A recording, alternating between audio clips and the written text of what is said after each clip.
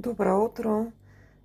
Днес ще си направим обяда, който ще си занеса на работа, тъй като искам да ми е топъл и свеж.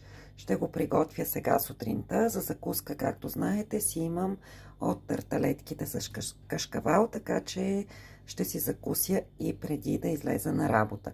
Ще си направя един омлет, който ще ми е от 2 яйца, 19 грама трици. Ще добавя в него един блок протеин пилешка шунка, малко червена чушчица нарязана за разкош и за цвят. Ще подправя омлета с сол, черен пипер и самардълка.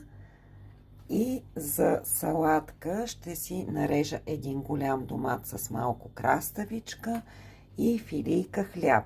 Така ще имаме 3 блока протеин от двете яйца и шунката, 2 блока въглехидрат от домата с малко краставичка и триците и третия блок въглехидрат ще ми е от филийката хляб, като за мазнина ще използвам 1 чайна лъжичка зехтинче за овкусяване на салатката, но ще ви снимам процеса.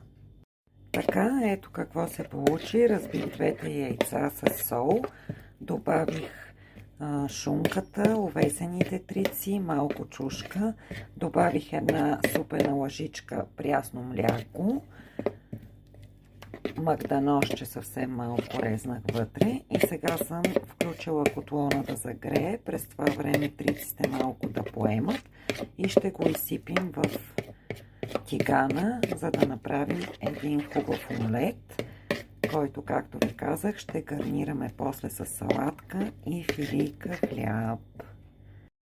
Ето, изсипахме плънката в незалепващ тиган и сега ще наблюдаваме и ще си изготвим вкусното омлетче. Ето омлета, още 1 минутка му трябва и е готов. Отдолу се запича много добре. Погледнем от всякъде. Добавих му и малко магдanošче така отгоре и сега ще го извадя в чинийка и след като изстине ще го прибера в кутийка и на обяд ще ви покажа порцията си с какво ще се нахраня здравословно и балансирано.